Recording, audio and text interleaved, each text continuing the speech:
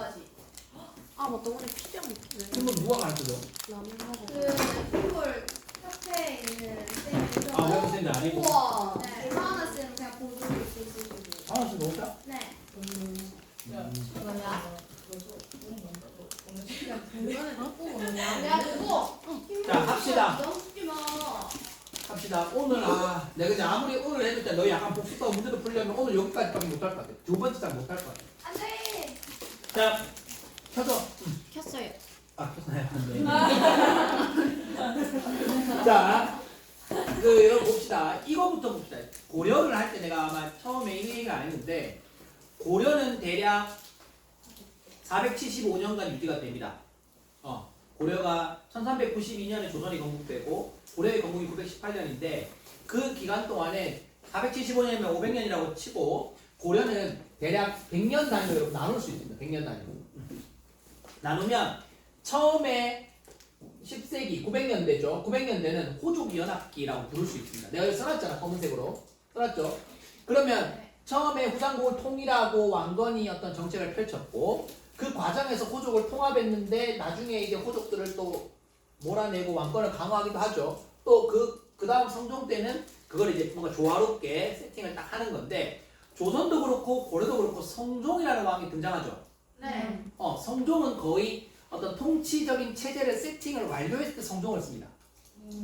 조선도 세종대왕 지나서 태정, 태세, 문단세의 성종 때 가야 경국대전이 완성되거든요. 그런 것처럼 고려도 요때도 되면 통치 어떤 질서가 완성이 되는데 자, 요 시기를 호족들의 연합기라고 봅니다. 크게. 자, 그러면 11세기에는 이 호족들이 여러분 이제 지방의 호족들이 중앙으로 올라오면 관직을 맡겠죠. 그럼 중앙에 관직을 맡았는데 맡아서 본인이 높은 자리에 있다가 자기 자식한테 물려주고 또 물려주고 하다 보면 뭐가 돼요? 하나의 가문이 계속 어떤 관직을 이어받겠죠. 이걸 문벌이라고 합니다. 문벌. 우리가 재벌 이런 말을 하잖아. 그런 것처럼 문벌 가문이 형성됩니다. 그래서 유명한 가문, 경원이 씨 가문, 이자겸, 또 무슨 경주김 씨 가문 이렇게 등장합니다. 그래서 이 시기는 바로 문벌의 귀족 시대다. 그러면 호족들 중에 중앙으로 올라가서 관직을 맺은 사람도 있지만 호족 중에 지방에 남은 사람도 있겠죠. 네. 그 사람들은 향리가 됩니다. 향리. 그러니까 고려시대의 향리는 그 지역에서는 영향력이 컸다. 나중에 지방 할 때 나올 거야.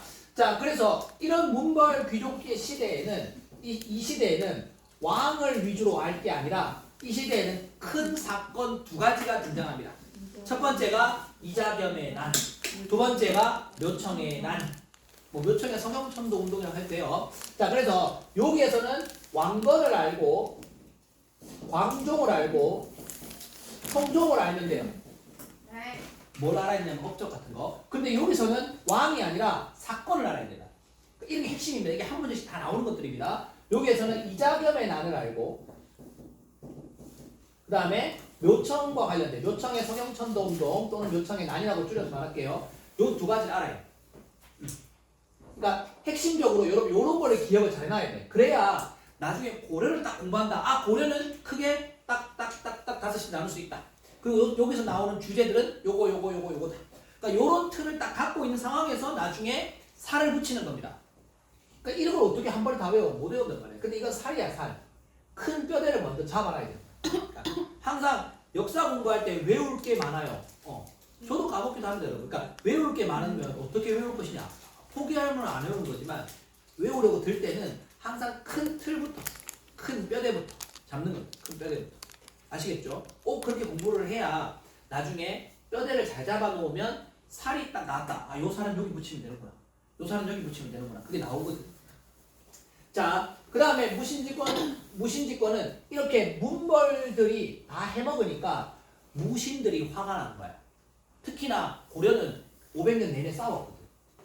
고려는 요때부터 성종 때부터 거란하고 싸우고 여진하고 싸우고 몽골하고 싸우고 이러잖아. 그러니까 계속 싸웠단 말이야. 심지어 이쪽에 가면 외구하고 싸워요. 홍건적하고도 싸워요. 그러니까 고려는 500년 내내 싸웠어요. 거의. 그러다 보니까 차별받던 무신들. 근데 무신들은 무과도 없었어. 고려에는.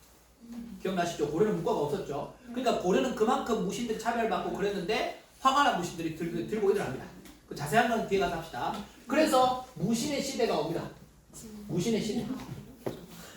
그래서 어떤 무신정변이 주제로 시험에 잘 나오고 그 다음에 최씨 무신정권이 또 잘 나옵니다. 최씨 무신정권. 그리고 이때 농민들이 막 난을 일으킵니다. 망이 망소이 기억나시나요? 네. 그래서 이때 농민난, 천민들, 농민이나 천민들의 난이 막 등장합니다. 만적의 난 이런 게 있었죠. 그러니까 이런 것들. 그러니까 요 시험에 나오는 주제들이 이런 겁니다. 무신정변, 최씨 무신정권, 농민과 천민들의 난. 농민 항쟁이라고 해도 됩니다. 자, 그 다음에 이런 과정에서 이것조차 엎어버린 게 바로 원입니다. 몽골의 침입. 몽골이 수차례에 걸쳐 침입해오면서 결국은 마지막에는 최씨 무신정권이 끝나요.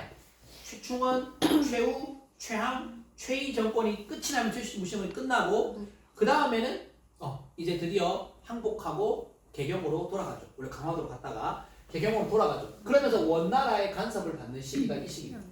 이때는 모든 고려의 관제가 격화되겠죠. 고려의 관제가 격화되고 원의 간섭이 높아지고 그 다음에 등장하는 새로운 권력층이 있죠.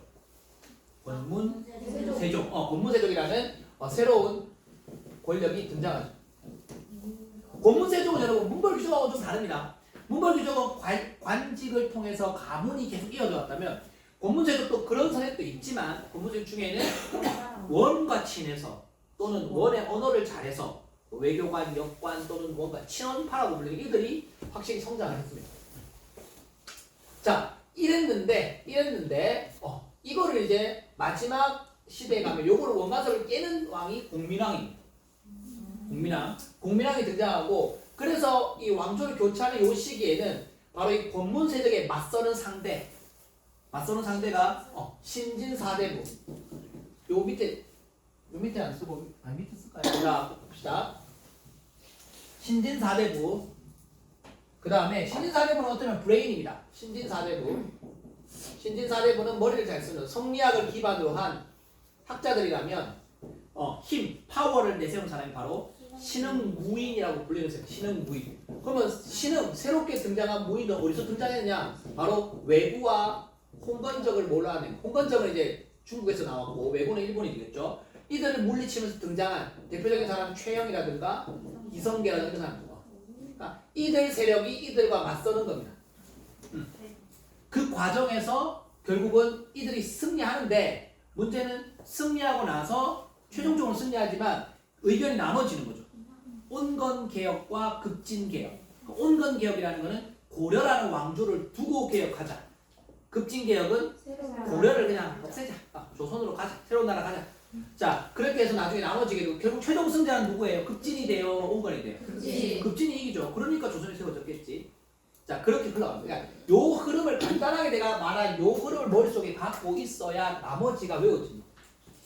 그 나머지는 천천히 외워도 돼요. 나머지는. 근데 요 흐름은 100년 단위로 꼭 갖고 있을 것. 자, 그러면 해볼게요. 이자겸의 난.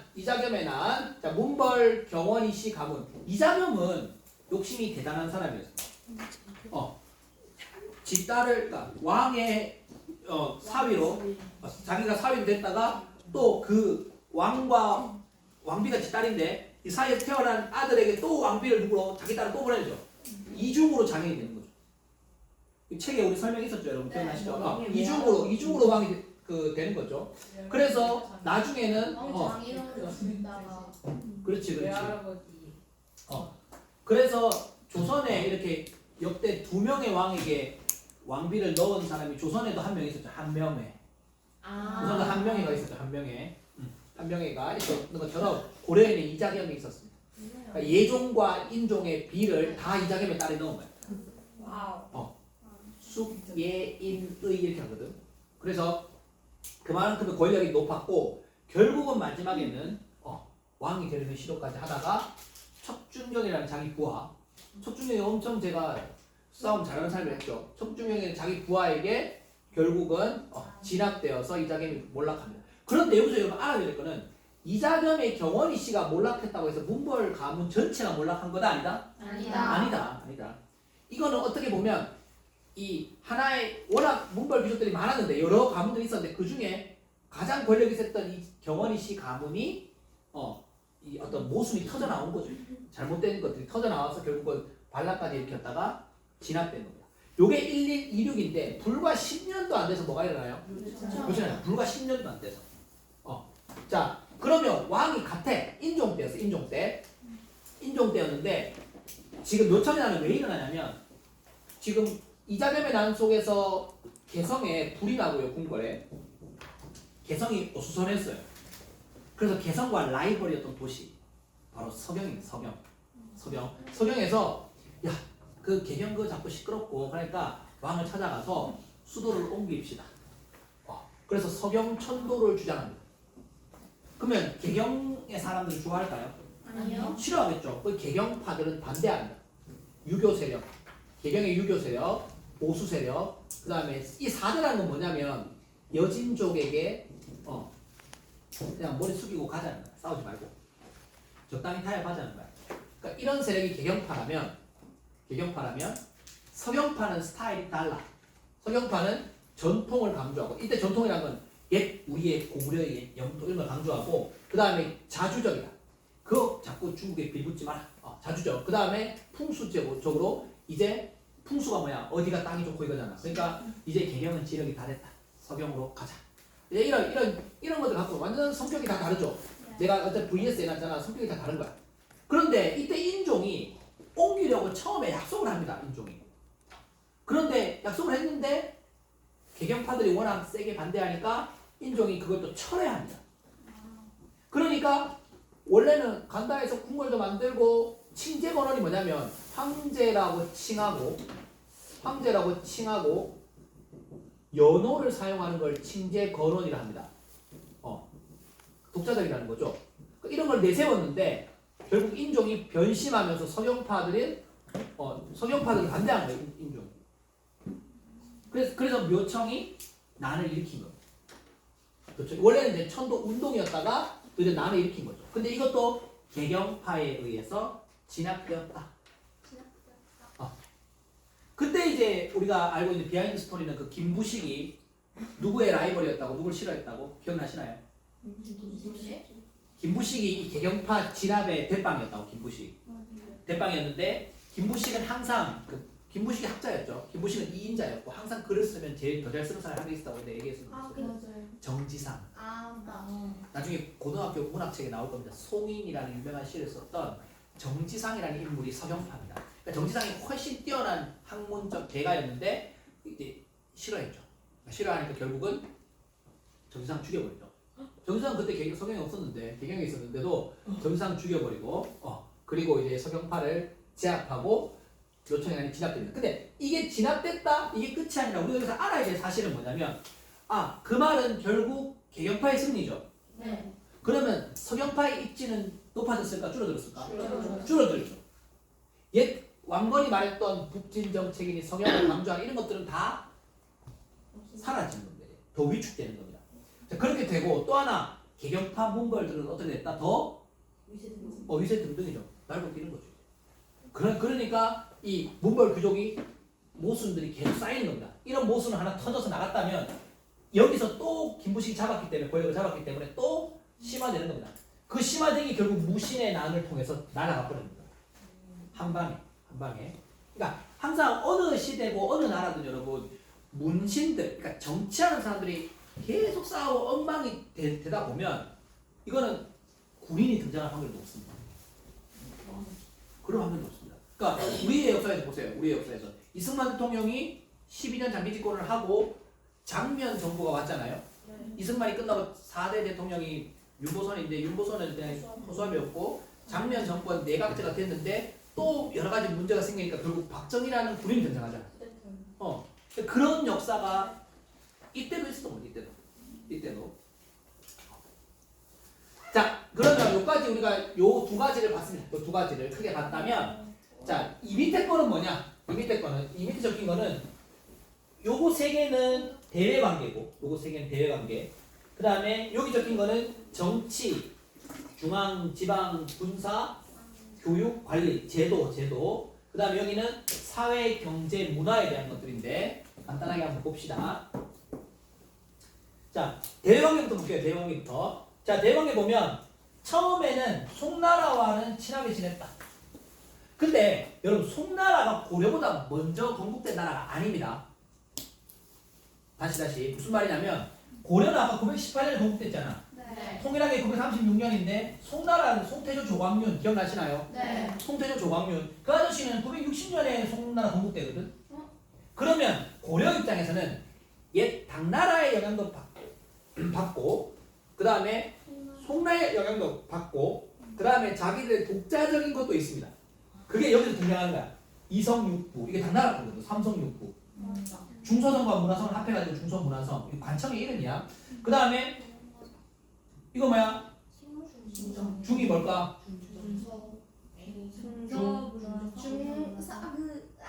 중추원 어사대 삼사. 자 쓰세요. 여러분 이게 중어 삼성은 몰라요. 중추원 어사대 삼사 이런 것들은 송나라에서 쓰는 제도입니다. 고려는 복합적 섞여 있어. 고려는 당나라 거 송나라 게 섞여 있어. 그 다음에 고려의 독자적인 거 도병마사. 그 다음에 식목도감 이런 것들은 독자적이고 귀족회의 기구입니다. 이런 것들. 그러니까 고려의 중앙정치 제도는 섞여 있다. 세 개가. 그 다음에 자 여진족과는 교린이었다. 4대 교린이 뭔지 기억나시나요? 네. 4대는 내보다 큰 나라를 섬기면서 신리를 찾는 거라면 교린은 당근과 채찍이라고 그랬죠. 어떨 때는 잘 지내면서 당근을 주고 어떨 때는 쟤들이 너무 세게 나오면 다 채찍을 줘가지고 하는. 그럼 주로 그러니까 조선이든 고려든 우리 한반도는 여진이나 거란이나 또는 저기 누구냐 일본하고는 교린이었거든. 그죠? 자, 그 다음에 대표적인 항구 병란도. 고려는 개성 앞에 있던 병란도 알아둘 것. 자, 통일신라는 뭐가 있었나요? 통일신라는 울산이 대표적인 항구입니다. 울산항. 그 다음에 그냥 신라는 여러분 기억나시나요? 당항성. 어제 했는데 그 어제 한강유역을 차지하면서 진흥왕 때 당항성. 요런 거 이제 국제무역항 알아두세요. 고려는 병란도.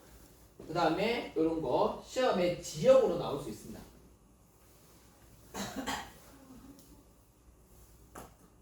자, 그럼 아직까지 크게 싸운 건 없다, 그지? 그냥 이렇다는 거야, 그냥. 자, 그러면 싸운 거 봅시다. 싸운 거는 성종 때 등장합니다.